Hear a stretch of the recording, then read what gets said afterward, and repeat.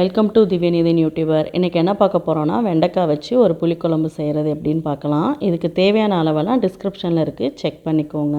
Stove on பண்ணி 2 table spoon நல்லெண்ணெய் ஊற்றி 1/2 டேபிள் ஸ்பூன் வெந்தயம், 1/2 டேபிள் ஸ்பூன் சீரகம், ஒரு கொத்து கருவேப்பிலை, 100 கிராம் சின்ன வெங்காயம், 150 கிராம் வெண்டைக்காய் சேர்த்துருக்கேன். வெண்டைக்காய் நல்லா வதங்கணும். கூடவே ஒரு தக்காளி, தேவையான அளவுக்கு உப்பு சேர்த்துருக்கேன். ஸ்டவ்வை லோவில் வச்சுட்டு நல்லா வதங்கட்டும். குழம்புக்கு தேவையானதை ரெடி பண்ணிக்கலாம். ஒரு சின்ன லெமன் சைஸ் புளியை 10 நிமிஷம் போல ஊற வச்சு கரைச்சி எடுத்திருக்கேன். 1/2 டேபிள் ஸ்பூன் மஞ்சத்தூள், 2 டேபிள் ஸ்பூன் மிளகாத்தூள், 4 டேபிள் ஸ்பூன் மல்லித்தூள் சேர்த்து நல்லா கட்டி இல்லாமல் கரைச்சி எடுத்துக்கலாம்.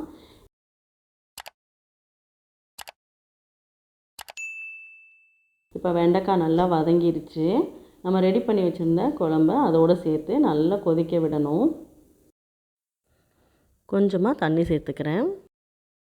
மூடி போட்டு மூடி 10 நிமிஷம் நல்லா கொதித்து குழம்பு நல்லா சுண்டி வரட்டும்.